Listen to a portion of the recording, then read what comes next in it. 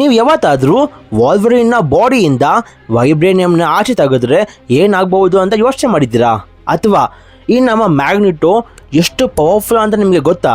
ಇವೆಲ್ಲನೂ ಜೊತೆಗೆ ನಮ್ಮ ಕ್ಯಾಂಗ್ ದ ಕಾಂಕರರಿಂದ ನಮ್ಮ ಅಪೋಕಲಿಪ್ಸ್ವರೆಗೂ ದ ಬೆಸ್ಟ್ ಸ್ಟೋರಿ ಆರ್ಕ್ನ ನಾವು ಈ ನಮ್ಮ ಎಕ್ಸ್ಮ್ಯಾನ್ 97 ಸೀಸನ್ ನೋಡ್ತೀವಿ. ಸೊ ಈಗ ನಮ್ಮ ಎಕ್ಸ್ಮ್ಯಾನ್ 97ನ ಸೀಸನ್ 2 ಕೂಡ ಬಂದಿದೆ.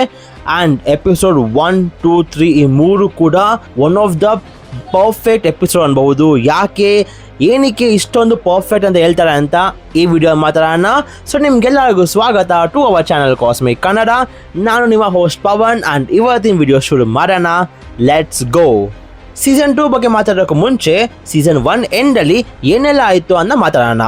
ಸೀಸನ್ 1ನ ಎಂಡಲ್ಲಿ ನಮ್ಮ ಮ್ಯಾಗ್ನಿಟೋ ಬಿಲ್ಡ್ ಮಾಡಿದ್ದ ನಮ್ಮ ಆಸ್ಟ್ರಾಯ್ಡ್ M ಸೇಫ್ ಆಗಿ ಅರ್ತ್ ಲ್ಯಾಂಡ್ ಮಾಡಿಸ್ಬೇಕು ಅಂತ ಮ್ಯಾಗ್ನಿಟೋ ಸ್ಟೆಬಿಲೈಸ್ ಮಾಡ್ತಿರ್ತಾನೆ. ಆದರೆ ಅದೇನಾಯ್ತೋ ಗೊತ್ತಿಲ್ಲ, ಸಡನ್ ಆಗಿ ನಮ್ಮ ಆಸ್ಟ್ರಾಯ್ಡ್ M ಬ್ಲಾಸ್ಟ್ ಆಗುತ್ತೆ. ಆ್ಯಂಡ್ ಇದರಿಂದ ಲಿಟ್ರಲಿ ನಮ್ಮ ಎಲ್ಲ ಎಕ್ಸ್ಮೆನ್ ಅವರು ಕೂಡ ಮಾಯ ಆಗ್ತಾರೆ. ಅಲ್ಲಿಂದ ಕಟ್ಟಾಗಿ 6 ಮಂತ್ಸ್ ಆದಮೇಲೆ ನಮ್ಮ ಬಿಷಪ್ಗೆ ಗೊತ್ತಾಗತ್ತೆ ಇವರೆಲ್ಲರೂ ಕೂಡ ಬೇರೆ ಜಾಗಕ್ಕೆ ಹೋಗಿಲ್ಲ, ಬೇರೆ ಟೈಮ್ ಲೈನ್ಗೆ ಹೋಗಿದ್ದಾರೆ ಅಂತ. ಆ್ಯಂಡ್ ಆಗ ನಾವು 2 ಟೈಮ್ ಲೈನ್ ನೋಡ್ತೀವಿ. ದ ಪಾಸ್ಟ್ 3000 BC ಇದು ಬಂದು ನಮ್ಮ ಏನ್ಷಂಟ್ ಈಜಿಪ್ಟ್. ಇಲ್ಲಿ ನಮ್ಮ ಎಕ್ಸೇವಿಯರ್ ಆಗಿರಲಿ, ಮ್ಯಾಗ್ನಿಟೋ, ರೋಗ್, ಬೀಸ್ಟ್, ನೈಟ್ ಕ್ರಾಲರ್ ಇವರೆಲ್ಲ ಇಲ್ಲಿರ್ತಾರೆ. ಇನ್ನೊಂದು ಬಂದು ದ ಫ್ಯೂಚರ್ 3960 AD. ಇಲ್ಲಿ ನಮ್ಮ ಸೈಕ್ಲಾಪ್ಸ್, ಜೀನ್ ಗ್ರೇ, ಸ್ಟಾರ್ಮ್, ವಾಲ್ವರಿನ್ ಮತ್ತು ಫ್ಯೂಚರ್ ವರ್ಷನ್ ಆಫ್ ನಮ್ಮ ನೇಥನ್ ಸಮ್ಮರ್ಸ್. ಅಂದರೆ ನಮ್ಮ ಸೈಕ್ಲಾಪ್ಸ್ ಮತ್ತು ಜೀನ್ ಗ್ರೇ ಮಗ ಆದ ನಮ್ಮ ನೇಥನ್ ಸಮ್ಮರ್ಸ್ ಅಂದರೆ ನಮ್ಮ ಕೇಬಲ್. ಇನ್ನು ಸೀಸನ್ 1ನ ಪೋಸ್ಟ್ ಕ್ರೆಡಿಟ್ ಸೀನಲ್ಲಿ ನಮಗೆ ಗೊತ್ತಾಗತ್ತೆ ನಮ್ಮ ಪ್ರೆಸೆಂಟ್ ಟೈಮ್ ಲೈನ್ ಅಂದರೆ ನಮ್ಮ 1990s ಟೈಮ್ ಲೈನ್ಗೆ ನಮ್ಮ ಅಪೋಕಲಿಪ್ಸ್ ಬಂದಿದ್ದಾನೆ. ಆ್ಯಂಡ್ ಅವ್ನು ಬಂದಿರೋದು ಅಷ್ಟೇ ಅಲ್ಲ, ಅವನು ನಮ್ಮ ಸತ್ತಿರೋ ಗ್ಯಾಂಬಿಟ್ನ ಅವನ ಒಂದು ಆಸ್ಮ್ಯಾನ್ ಆಗಿ ಮಾಡ್ಕೊತಾನೆ.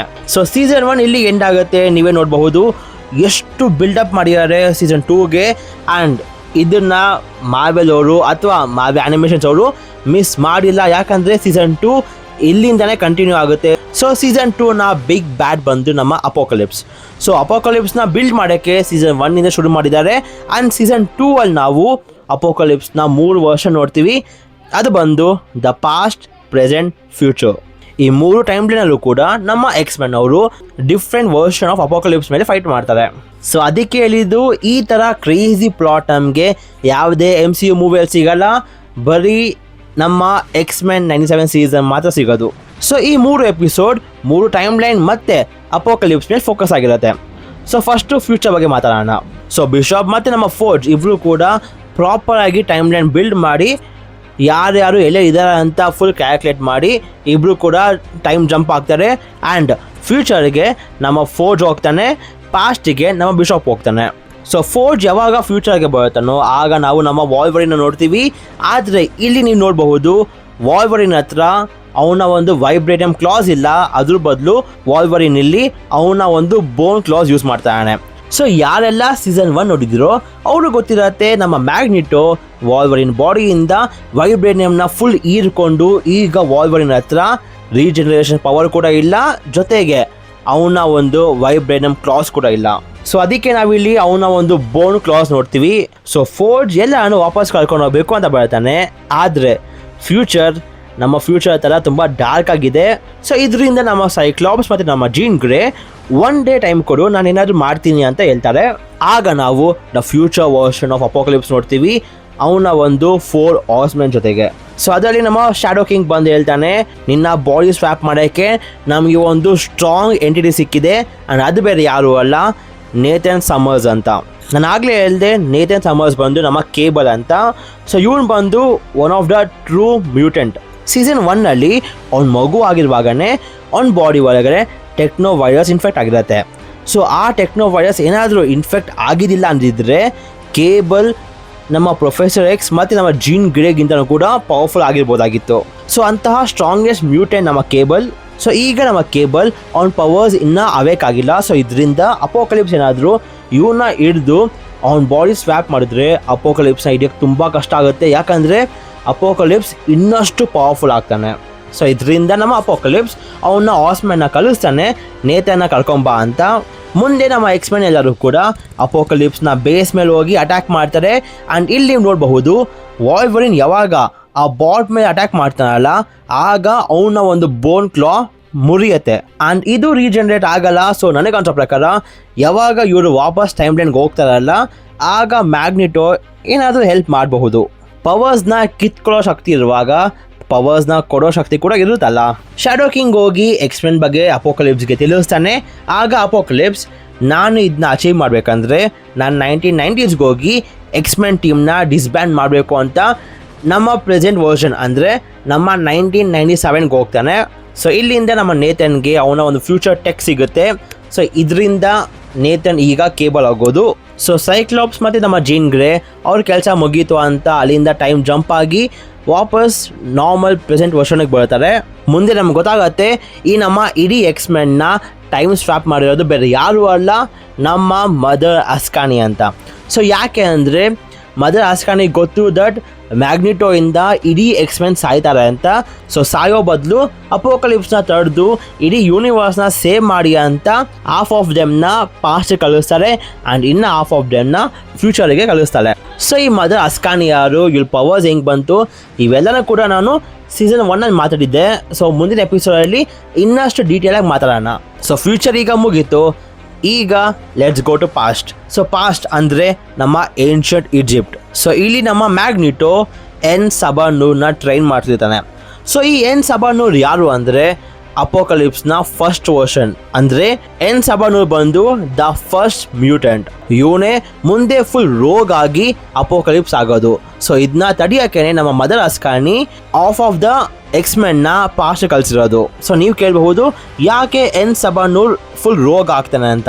ಯಾಕಂದರೆ ಆಗಿನ ಏನ್ಷಂಟ್ ಈಜಿಪ್ಟ್ ಟೈಮಲ್ಲಿ ನಮ್ಮ ರಾಮಟಟ್ ಅಥವಾ ಹ್ಯೂಮನ್ಸ್ನ ತುಂಬ ಸ್ಲೇವ್ ಆಗಿ ನೋಡ್ಕೊತಾರೆ.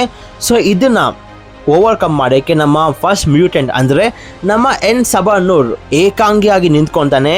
ಏನೇ ಬರಲಿ ನಾನು ಅದನ್ನ ಫೇಸ್ ಮಾಡ್ತೀನಿ ಅಂತ ಎಲ್ಲ ಹ್ಯೂಮನ್ ಫೋರ್ಸ್ನ ಮೋಟಿವೇಟ್ ಮಾಡಿ ಒಂದು ಆರ್ಮಿ ಬಿಲ್ಡ್ ಮಾಡ್ತಾನೆ. ಆ್ಯಂಡ್ ನೀವು ಕೇಳಬಹುದು ಯಾಕಿತ್ತೋ ನನ್ನ ಮಗ ಹ್ಯೂಮನ್ಸ್ನ ಸ್ಲೇವ್ ಆಗಿ ಮಾಡಿರೋದು ಅಂತ. ಆ್ಯಂಡ್ ಅದು ಬೇರೆ ಯಾರೂ ಅಲ್ಲ, ರೀಡ್ ರಿಚರ್ಡ್ಸ್ನ ಮರಿ ಮೊಮ್ಮಗ ಆದ ನಮ್ಮ ನೆಥಾನಿಯಲ್ ರಿಚರ್ಡ್ಸ್. ಇನ್ನಷ್ಟು ಡೀಟೇಲಾಗಿ ಹೇಳ್ಬೇಕಂದ್ರೆ ಈ ಹೂ ರಿಮೈನ್ಸ್ನ ಒಬ್ಬ ವೇರಿಯಂಟ್. ಇನ್ನೂ ಡೀಟೇಲಾಗಿ ಹೇಳ್ಬೇಕಂದ್ರೆ ಕ್ಯಾಂಗ್ನ ಕಾಂಕರರ್ನ ಫಸ್ಟ್ ವೇರಿಯಂಟ್. ಅದು ಬೇರೆ ಯಾರು ಅಲ್ಲ, ನಮ್ಮ ರಾಮಟಟ್. ಸೊ ಕಾಮಿಕ್ ಬುಕ್ಸ್ ಪ್ರಕಾರ ನಮ್ಮ ಫ್ಯೂಚರ್ ವರ್ಷನ್ ಆಫ್ ನೆಥಾನಿಯಲ್ ರಿಚರ್ಡ್ಸ್ ಯಾವಾಗ ಅವನಿಗೆ ಟೈಮ್ ಮೆಷಿನ್ ಸಿಗುತ್ತೋ ಆಗ ಅವನೇನು ಮಾಡ್ತಾನೆ, ಫ್ಯೂಚರ್ ಟೆಕ್ನ ಎಲ್ಲ ಎತ್ಕೊಂಡು ಫಸ್ಟ್ ಆನ್ ಟೈಮ್ ಟ್ರಾವೆಲ್ ಆಗೋದೆ ಏನ್ಷಂಟ್ ಈಜಿಪ್ಟ್ ಟೈಮಲ್ಲಿ. ಆ್ಯಂಡ್ ಅಲ್ಲಿ ಅವನ ಹೆಸರನ್ನ ರಾಮಟಡ್ಡಾಗಿ ಚೇಂಜ್ ಮಾಡ್ಕೊತಾನೆ. ಆ್ಯಂಡ್ ಅಲ್ಲಿ ಅವನು ಇಡೀ ಎಂಟೈರ್ ಏನ್ಷಂಟ್ ಈಜಿಪ್ಟ್ನ ರೂಲ್ ಮಾಡ್ತಾನೆ. ಸೊ ಅದಕ್ಕೆ ಇಲ್ಲಿ ನಮ್ಮ ಬೀಸ್ಟ್ ಕೇಳ್ತಾನೆ ರಾಮಟಡ್ ಹತ್ರ ಹೆಂಗೆ ಇಷ್ಟು ಅಡ್ವಾನ್ಸ್ ಟೆಕ್ ಸಿಕ್ಕಿದೆ, ಯಾಕಂದರೆ ಬೀಸ್ಟ್ಗೂ ಕೂಡ ಗೊತ್ತಾಗ್ತಿಲ್ಲ ಈ ಟೆಕ್ ಯಾವ ಥರದ್ದು ಅಂತ. ಸೊ ಅಷ್ಟು ಅಡ್ವಾನ್ಸ್ ಟೆಕ್ ಇದು. ಸೊ ಈ ಅಡ್ವಾನ್ಸ್ ಟೆಕ್ ಇಟ್ಕೊಂಡೆ ನಮ್ಮ ರಾಮಟಡ್ ಪಾಸ್ಟಲ್ಲಿ ಇಡೀ ಏನ್ಷಂಟ್ ಈಜಿಪ್ಟ್ನ ರೂಲ್ ಮಾಡ್ತಿರೋದು. ಸೊ ಮ್ಯಾಗ್ನಿಟೋ ಎನ್ ಸಬಾನೂರ್ನ ಪ್ರಾಪರಾಗಿ ಟ್ರೈನ್ ಮಾಡ್ತಿರ್ತಾನೆ ಸೊ ದಟ್ ಇವ್ನು ಮುಂದೆ ಅಪೋಕಲಿಪ್ಸ್ ಆಗಬಾರ್ದು ಅಂತ. ಆದರೆ ರಾಮಟಡ್ನ ಸಬಾರ್ಡಿನೇಟಿಂದ ಎನ್ ಸಬಾನೂರ್ಗೆ ತುಂಬ ಸೈಕ್ ಆಗಿ ಕೊನೆಗೆ ಎನ್ ಸಬಾನೂರ್ ಮ್ಯಾಗ್ನಿಟೋ ಮಾತು ಮೀರಿ ಅವನ ಒಂದು ಹ್ಯೂಮನ್ಸ್ ಮಾತು ಕೇಳಿ ಆ ಸಬಾರ್ಡಿನೇಟ್ನ ಸಾಯಿಸಿ ಫುಲ್ ರೋಗ್ ಆಗ್ತಾನೆ. ಸೊ ಈಗ ಪ್ರೆಸೆಂಟಿಗೆ ಬರೋಣ.